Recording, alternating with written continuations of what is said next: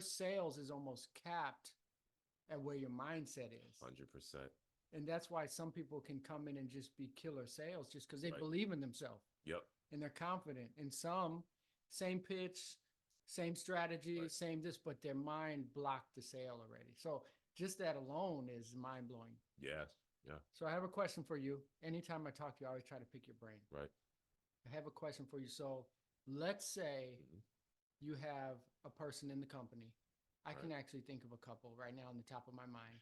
And I say, this person I think would be a good salesperson in my company, Yep. but they're doing a different role. Let's say they're HVAC tech or Yeah. something. And I want to turn that person into sales. Yeah. What is the beginning? Like Yeah. first thing, here, Ariel, take this guy or this gal. Yep. What's the first thing you're gonna do? Yeah, so that's a great question. So what happens, a lot of business owners or sales managers, what they'll do is, but Mm, they would start just trying to train them on sales, like mm. um, knocking on the door, what to say, rapport building, how to close. Don't do any of that. Okay. Don't do All any right. of that, right? Very controversial, right? Yeah. Don't do any of that. What you want to do, and you touched on it earlier, you want to work on mindset. Okay. First. Yes, yes, because yes, they may have the intangibles of a good salesman, but the minute they hear, that first no, that second no, that third no, Yeah. if their mindset is not fortified for sales, and if they don't have the grit for sales, what's going to happen? Those intangibles are there. Everything's there. All the quote unquote genetic makeup of a quality salesman or saleswoman Mm-hmm. is there, but their mindset is not built. And they're gonna hear that no and they're gonna shrink up. Okay. They're gonna shrink back and they are not gonna have a successful sales career. Mm-hmm. And you're not setting them up as success for as a leader, as a business owner. You're not putting them in the best position to succeed. Okay. So it sounds like from the point of mindset, specifically, first thing is how to deal with no, Yeah, so right? that's one. And if you want to get down to like I guess the one, two, three of it, Yeah. you wanna touch on, yeah, definitely the nose, but you wanna just touch on the psychology of sales. How does that particular salesman, saleswoman, tech, whoever, how do they view sales? Because they could have Okay. had a negative connotation or a negative experience that resulted to a negative quotation with sales. Now Mm-hmm. they just have an idea of, oh, if I ask another question to this customer, I'm being pushy. And is it really being Mm-hmm. pushy or is it being conversational and consultative, which is Yeah. the best approach to sales? Yeah. It's funny you say that because anyone who's ever spent any amount of time in a Facebook group for HVAC, plumbing, electrical, whatever, you'll hear technicians saying, "Oh, I work for these companies. They just want me to be salesman. I'm not a salesman. I'm a technician." Right, And it's funny because it doesn't matter if you're a technician, you have to sell yourself to that person, right, period. right, So if you come in and you say, "Well, I'm not a salesman," so you walk in the door and you say, "Hey, the motor is bad," you have to sell that. You're even good enough right. to say the motor is bad. Yep. How many times have I had homeowners saying, "Hey, does this technician know what he's doing?" So you do have to sell Right. even the idea that you're confident in what you do, and the company thrives on you fixing things. And if you Exactly. can't convince the customer to go through with it, Right. you won't last long at a company. Yeah, and here's the thing, right? You know why techs would say that? Like, oh, I'm not a salesman. I'm just a tech. I just fix things. Is because they don't even know what sales is. Okay. They don't know the actual true definition of sales. They just Mm-hmm. don't know. All they're thinking is that sales, and I Mm-hmm. 9 times out of 10, I promise you this, they're gonna think that sales is just giving something Mm-hmm. or offering something to someone that doesn't necessarily want it. Okay. So Okay. going back to the mindset, you have to touch on and you have to expose their false thinking of what sales actually is. Okay. Because you heard me say it before, and I'll say it again. Selling is just certain. Mm-hmm. How can I best serve this customer? They have a problem. I have the solution. Right. Okay. So you have to touch on the mindset first. That's Yeah. what you want to just touch on, the mindset and more, I guess, particular with the mindset. Yeah. What is sales to them? What is Yeah. their view of sales? And Yeah. then you'll then from there, once you build that foundation, you reconstruct their perspective on sales, then you can touch on some other psychology, Hmm. I guess, counterparts of what is the view of sales, where you can maybe touch on that fear of hearing no. Like Yeah. what does that do to you, right? Yeah. You can touch on um just resiliency and having some type of grit of knowing how to push through. I said pressure does two things to people. Hmm. And if I was a motivational speaker, Hmm. this would be my catchphrase. Pressure does two things to people. Either folds you or it turns you into gold, Okay.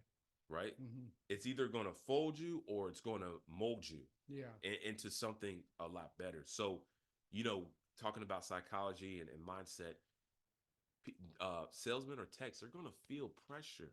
Yeah. It's all about how you bounce and react Hmm. off that pressure, right? Okay. Yeah. Yeah. It's all about that, because if you're not able to adapt and change while you feel the pressure of, man, I can't even close sales, I'm supposed to make a living doing this, Hmm. man, did I make the right decision? Hmm. All these thoughts, all that, real pressure, how are Yeah. you handling that? And Yeah. again, if your mindset's not built up, you're gonna Yeah. fold. So that's really You're good gonna fold. because so what I'm hearing from you is, and this is really good. This is why I love talking to you about this. We as owners even need to change the way we select someone who's quote unquote fit for sales. Right. 100%. Because for me, even before you started talking about that, I'm thinking this person has a really good personality. They can really communicate. They can talk. Maybe they're good on sales. Now, what I'm hearing is Yep. I need to add to that. What is their perception of sales? Right. What is their resiliency to dealing with rejection? Yes. Do they stop on rejection or do they push forward? Are they intimidated? Yeah. So that would be a 100%. good sign of a salesman, 100%. right? Yeah. Self-confidence, Yeah. ability to deal with rejection, Yeah. a low aversion to risk, Right. right? Right. And it's funny because growing up in the big city, grew up in Los Angeles. Yeah. Fort Lauderdale. Yeah, big So, city. yeah. Yeah. Yeah. And you learn to deal naturally with rejection Yeah. because it's a dog eat dog world. Right. And I learned at a very early age that if someone rejects you or whatever, the world doesn't end. Yeah. Because there's Of course. 12 million people in this city. Right. One person Told you. told you no. Guess Right. what? There's another store 500 feet from there that's Yes. going to give me a yes. Yes. Right. Yep. So, okay. So Love that's that. really good. So one Yeah. thing to choose is not just the personality or the communication ability, but the mindset towards Yeah, what is mindset. sales. I love that. That's huge. 100%. That's huge. 100%. So I love that. Okay. So first thing is no, dealing with no. So Yeah. you're going to come in, you're going to train. Well, first thing is what's your view on sales, right? Okay. What's your view on sales? And then when it comes to the no's, and you mind if I touch on that real quick? Yeah, let's do it. So with the no's, right? And here's an interesting fact that the human mind has roughly anywhere from 75 to 80,000 thoughts per day, Mm-hmm. right? So I think the more fascinating fact is that 70 to 80% of those thoughts, they're actually negative.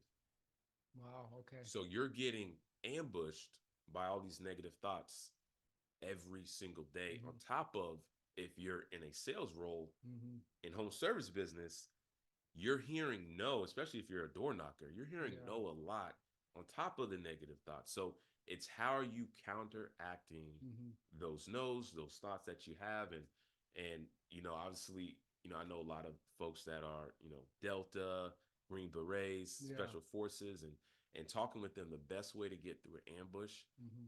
is counterintuitive, because it's not running away from the fire. Yeah. It's running to it and through it. It's like basketball. Yeah. Okay, so I'm a basketball fan. Yeah. You of course. played basketball. Yes. Okay. Yes. So in basketball, the best way to get to the rim is to go straight through the defender. Right. If you're going left and right, it's Yeah. easy for him to kind of move left and right, but you Right. go straight towards him, it's kind of like, whoa, Yes. you're not really expecting that, and it's hard to. 100%. So I think a lot of things are kind of like that. Just go Yep. through them. There's something I wanted to ask Yeah. you too. So, Please. so let me know if this, where does it fit in, since we're talking about no, Yep. where does it fit in when you tell a customer no? And this is what I mean. Okay. So we have situations in HVAC Yep. where sometimes the best solution for that customer Mhm. is to replace everything. Right. It's not always about the company. The company, we give whatever the best solution is. Yeah. If it's $1, I'm going to offer it to you because we're here to serve, Right. not to make Yeah. the money, right? So, Exactly. but sometimes, and there was an example that happened recently, Mhm. full duct system. Mhm. The customer has holes all over it. Okay. Rats are getting Rats. in That it. sounds like rodents, Yeah, all right? kind of things. And he had about 10 ducks in the house. One of them was down, Right. and the customer was buying the home. Yep. So we gave a report. He looked at the photos, and he said, "Well, I really don't want to spend the 6,000 to replace everything. How about let's fix this one duct for 300?" Okay. This doesn't serve him at all. Yeah. Of He course. doesn't understand because Yeah. he thinks like, "Oh, I'll fix this at one." It's a waste of money. Right. So at what? How do I tell you no? You're the Yeah. customer. Yeah. Yeah. No, great. That's a great point. And I would say let's hit the rewind button on that, right? Okay. What was that first interaction with that customer, right? Mm-hmm. Did you take time to build rapport? Did you take time to be conversational and not transactional? And what I mean by that is you just knock on the door and say, "Hey, my name is Ariel with, HVAC USA. Where's the issue? Oh, it's in the Mm-hmm. ducts. Okay, let me go ahead and check that out. Come back 10 minutes later. Yeah, you got some rats chewing it. This is what it's going to cost." And then he's going to tell you, "Yeah, I just want to get that fixed." So, Mm-hmm. were you just transactional or not?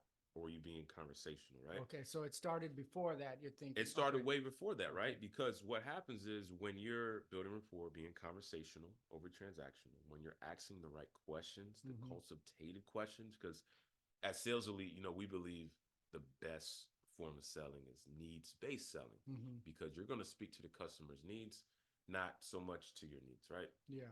So we believe that's the best form. So what happens when you're asking these questions and you're speaking to the customer, you are establishing yourself as a trusted advisor, as a consultant, Okay. as an expert. So it starts before. Yeah. Okay, so what do you yeah. do in this situation Mhm. when okay, so I'm the technician, right? So Yep. first I'll start as a technician, then I'm gonna be the customer and you Yep. respond. Okay, so your compressor is broken Yep. and you have this is broken, this broken, all those repairs are gonna be about 4,000. Because it's 4,000 and the unit is 50 years old, I recommend you replace it. To replace that is 9,000. Yeah. And the guy says, "Oh man, let's do the compressor."